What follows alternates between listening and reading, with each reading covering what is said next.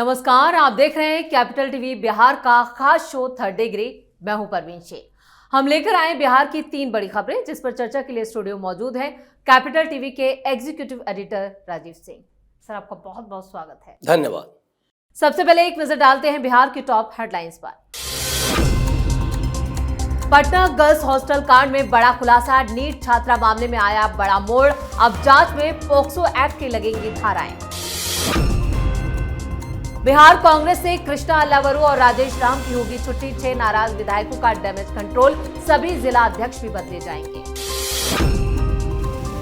सुपौल में मिस्टर जिन्ना अमर रहे के लगे नारे, गणतंत्र दिवस समारोह में तगड़ा हंगामा, टीचर गिरफ्तार, शिक्षा विभाग की जांच शुरू। खबरों में सबसे पहले बात पटना हॉस्टल मामले की।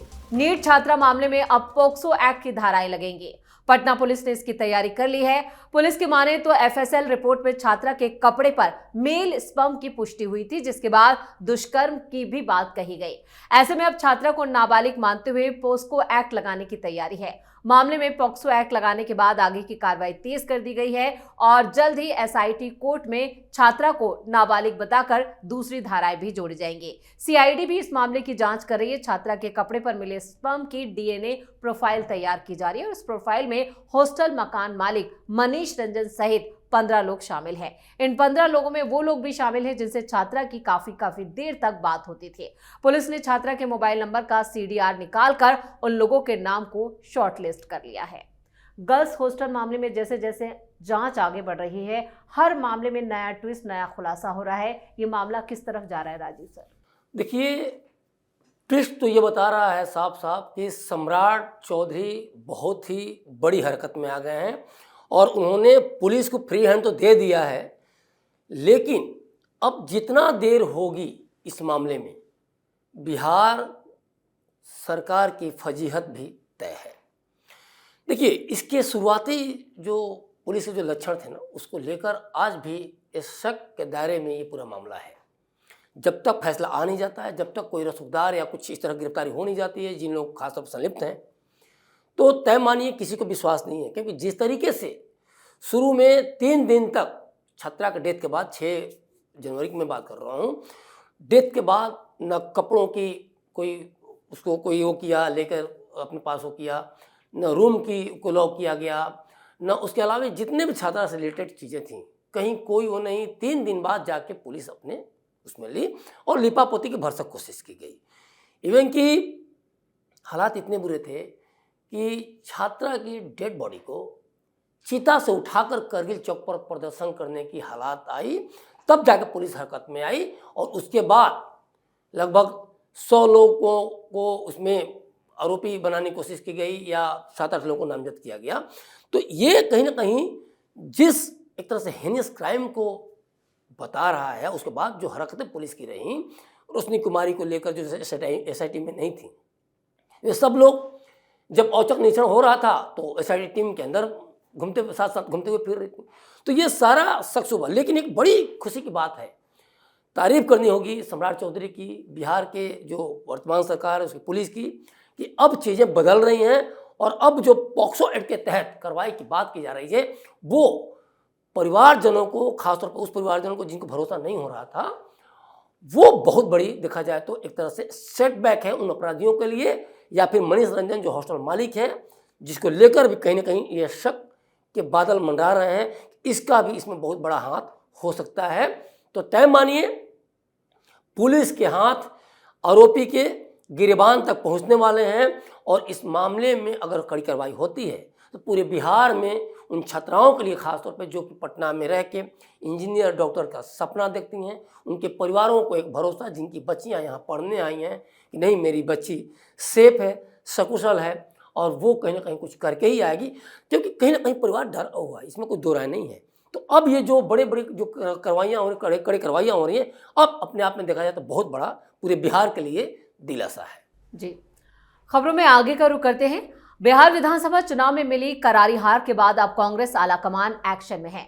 दिल्ली में हुई मैराथन बैठकों के बाद ये लगभग साफ हो गया है कि बिहार कांग्रेस के प्रदेश अध्यक्ष राजेश राम और प्रदेश प्रभारी कृष्णा अल्लावुरु की विदाई तय है। इतना ही नहीं, जिलों में भी बड़े बदलाव की तैयारी की जा रही है, जिससे सूबे की सियासत में हलचल मची है। इस बार प्रदेश अध्यक्ष की नियुक्ति को लेकर नेशनल सर्च कमेटी बनाई जाएगी, जो 5 से 6 नामों का पैनल आला कमान को सौंपेगी और इन्हीं नामों में से किसी एक को बिहार कांग्रेस की कमान दी जा सकती है। ये बदलाव सिर्फ पटना तक सीमित नहीं रहेगा, यानी इस मामले को लेकर फिर से संगठन खड़ा करने की बात कही जा रही है। संगठन को नए सिरे से खड़ा करने के लिए 29 नेशनल ऑब्जर्वर नियुक्त किए गए हैं, जो जिलों में जाकर नए चेहरों की तलाश करेंगे।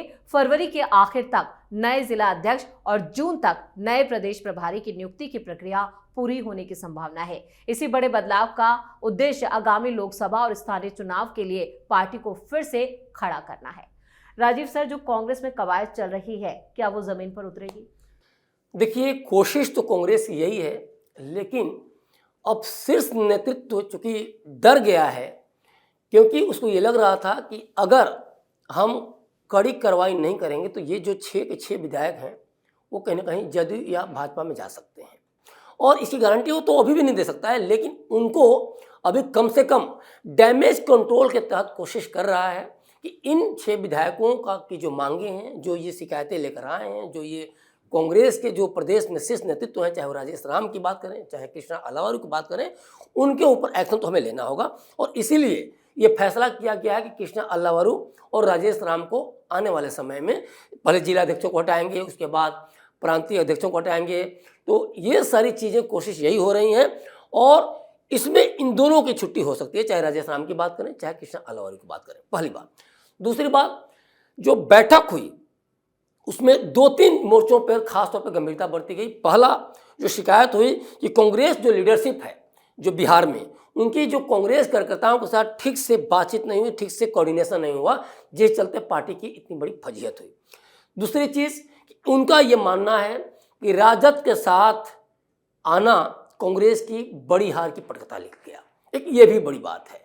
इन सभी चीज़ों पे सहमति बनी है, और सबसे बड़ी बात कि अब कांग्रेस चाहती है कि ईबीसी और ओबीसी का जो एक वोट बैंक का लालच था, अब उसको त्यागेंगे हम, क्योंकि एक बड़ी हार क्लियर होगी। डिपेंडेंसी तो इनकी थी 2025 में, लेकिन अब उन्होंने देखा कि बड़ी हार हुई, तो अब इधर से ये मोह त्याग कर पुराने जो कोर वोटर हैं कांग्रेस के, जैसे भूमिहार की बात करें, ब्राह्मण की बात करें, या फिर मुस्लिम की बात करें, या दलित की बात करें, इन चारों लोगों पे वो डिपेंड करना चाह रही है, क्योंकि लगभग 19% करीब में मुस्लिम और दलित हैं, और 3 और 3.5% करीब में आपको भूमिहार और ब्राह्मण हैं। तो ये पूरा का पूरा 45% मिलके बनते हैं बिहार में।